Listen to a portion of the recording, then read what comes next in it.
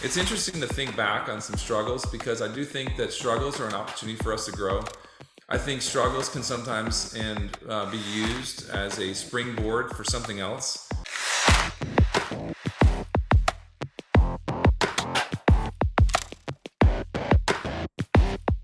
アスリートのコアの部分に迫るスポーツコア。こんにちは、ナビゲーターのはじめです。今回のアスリートはこちら。前回に引き続き元プロ野球選手のマートン選手のインタビューをお届けします。今回は今メジャーで活躍しているあの選手のこと、また日本について伺っています。それではご覧ください。 Hi, I'm Matt Merton. I was a baseball player for the Hanshin Tigers. I do have a wife, Stephanie. We were married during my career when I was in Chicago. And then we have 5 children. Micah, who is currently 12 years old. He was born in Colorado when I was playing for the Rockies. Macy, who is 11, she was actually born in Kobe, Japan, playing for the Hanshin Tigers. My son Andrew's 9, and he was born in Atlanta. My other son Daniel is 7 years old. He was born in Nashville, Tennessee. And then lastly, I have a son who's 2 years old, and he was also born in Nashville. So we're born all over the map. I was a Florida kid born in Fort Lauderdale. My wife was born in Houston. We had the pleasure of playing the game of baseball, and it took us to a lot of different places. And so I'll never forget getting on that plane the first time and flying what felt like forever. I'd never been on a plane that long in my life, and I'd read a book. I felt like I'd watched a couple of movies, and we still weren't there yet. But I do remember getting off, and everybody was talking so fast, and there was these symbols everywhere, and it was like, man, I'm certainly not at home, quote unquote. But it was really neat to be able to embrace the culture, to be able to step into that space. I did think that was very important. It was something that was impressed upon me when I arrived, was a willingness to be able to embrace the culture. And I really did feel like on some level, this was an experience that we would never forget. And so we were trying to, take in as much as we possibly could. It started getting off that plane. I was exhausted. I remember getting some sleep. Yoshinoya was one of the first places I ate. So gyudon will always hold a special place in my heart. Shortly thereafter, I was down in Okinawa, and, teammates, getting to know them, first practice, stretching a very long time, which honestly, the longer you did it, it just felt normal. And I remember we're kind of running around the field together as like a group, which was totally different. Everything in the US was kind of more based on the individual. And then right off the bat in Japan, it was more about the group, which was cool. A lot of practice. There was multiple cages on the field to hit with, which in the US, there's only one.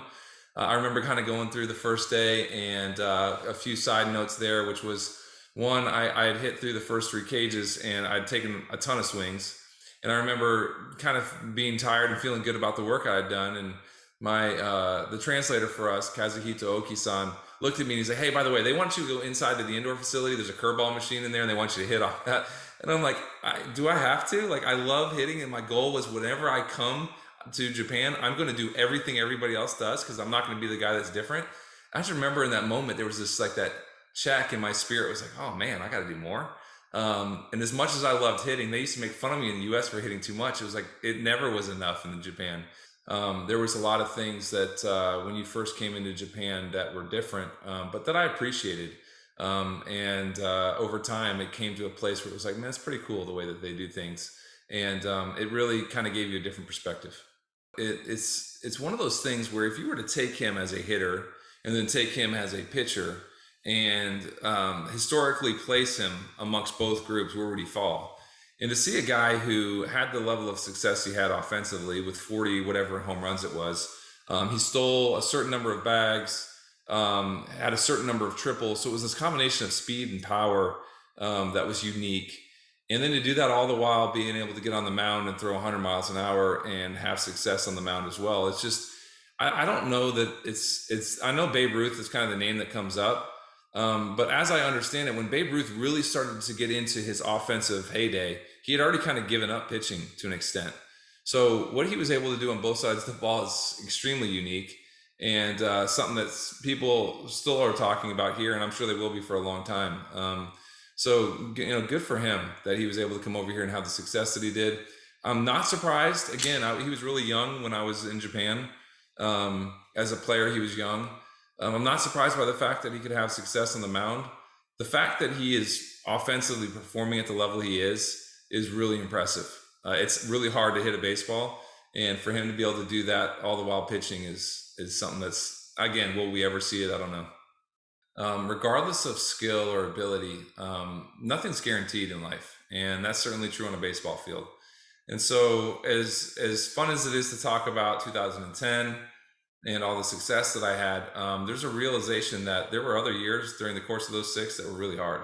And 2012 was the first one that really kind of, beat me up a little bit.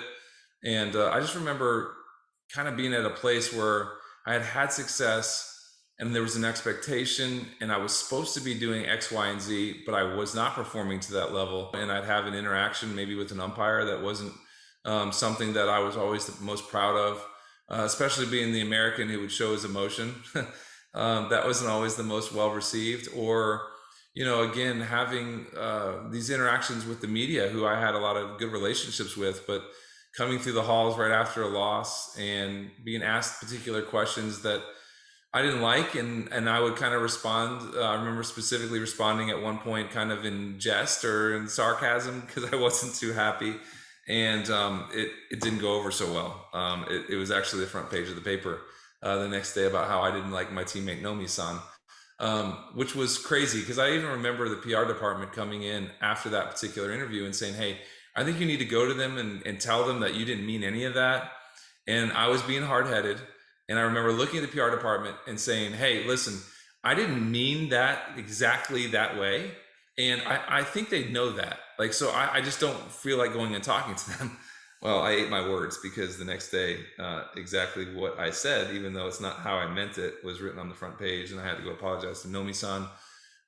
So whether it was with the media, or it was with my style of play, or it was with some interaction with an umpire, or maybe even in how I performed on the field, when you are in the public spotlight, and in essence you're there almost on a daily basis over the course of 8 months, it gives many opportunities to see both the good and the bad. And I didn't want to ever shy away from that, because I did feel like on some level, recognizing my brokenness and the fact that I do have faults, and I am in need of something greater than myself, was a way to maybe be able to just be real and communicate that with folks and with people. And so for me, the way that I'm able to kind of be redeemed through that is through my faith in Jesus Christ, the Creator God, knowing that He did come and make a sacrifice on my behalf, and that though while I might deserve certain things, the grace and the mercy, the things that He gave me, and He gives anyone who's willing to believe in Him, the opportunity to spend an eternity with Him, is merely through a belief in who He is. And that is just so reassuring. It gives you purpose, it gives you joy, it gives you hope. And I remember standing on the Hero interview and talking about the strength that you can have, and the hope that you can have, and all of those, the peace that you can have. And that was not just lip service, that was really at the core of who I was.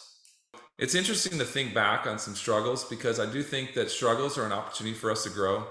I think struggles can sometimes be used as a springboard for something else. Maybe it's a change of season in your life, certainly, and it can be utilized when you look back on it. It can be utilized as a means to get you to the next thing.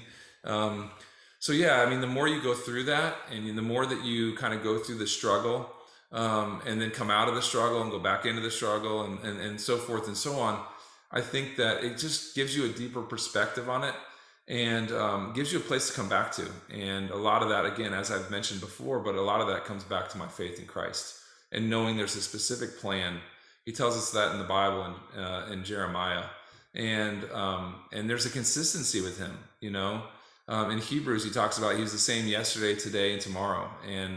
And so to know that there's somebody who cares enough about me, who is going to be that consistent piece in my life, it really helps me to walk through a lot of those times that aren't very easy. One of the awesome things about playing in Japan was the connection that you had with the people. And certainly that came in way of the fans of our teams. we wouldn't have the opportunity to go out and play the game if it weren't for the people that supported us. And so I was always have been, will always remain in the future to be grateful for those relationships. So, thank you to everyone who has always not only supported myself, but has supported the Hanshin Tigers. It's something that I'll always cherish, something that I look forward to continuing to grow that relationship over the next so many years. And I'm really looking forward to the next chance I have to get back into Japan to see you again. いかがでしたでしょうか。今回は特別に最近の日本野球界についてのスペシャルメッセージもいただいています。それではご覧ください。Hi everyone, it's Maton here, and I just wanted to send a video update to you as my Sports Core interview debuts this August. I hope everyone has enjoyed the Koshien High School tournament, and congratulations to Sendai Ikui High School on their championship, bringing the first ever Kishinev championship to Tohoku. This is always a special time of year, watching the next generation of young men compete in such a special place and tradition. Looking at pro baseball. As we approach the last month of the season, I'm going to share my impressions on the MPB so far this season, as well as predictions heading into the Climax Series and the Japan Series. In the Pacific League, Seibu looks really strong right now, but SoftBank, Oryx, and Rakuten are close behind, so anything could happen down the stretch. Oryx's Yamamoto looks dominant again on the mound, and Seibu's Yamakawa and Oryx's Yoshida look really good at the plate.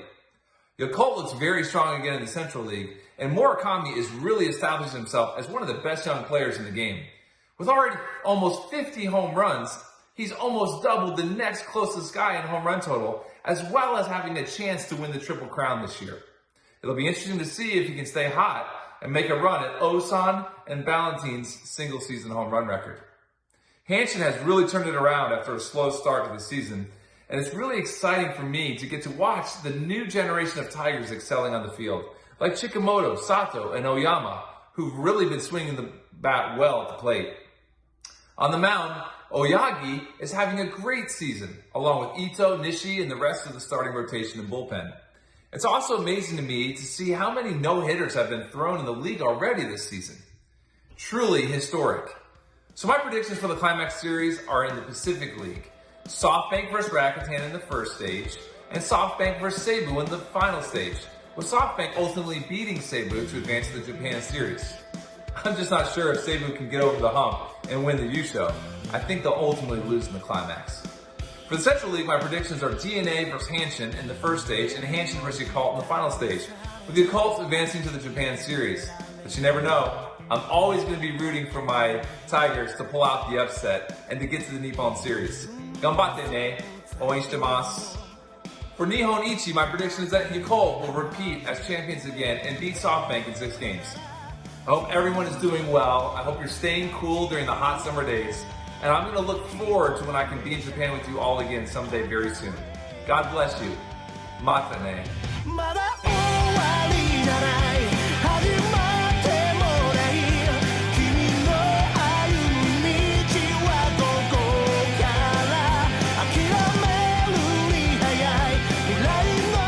今でも日本の選手のことを、また日本のことを思っていてくださるのはとても嬉しいですね。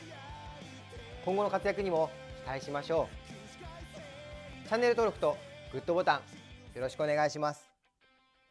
それではまた。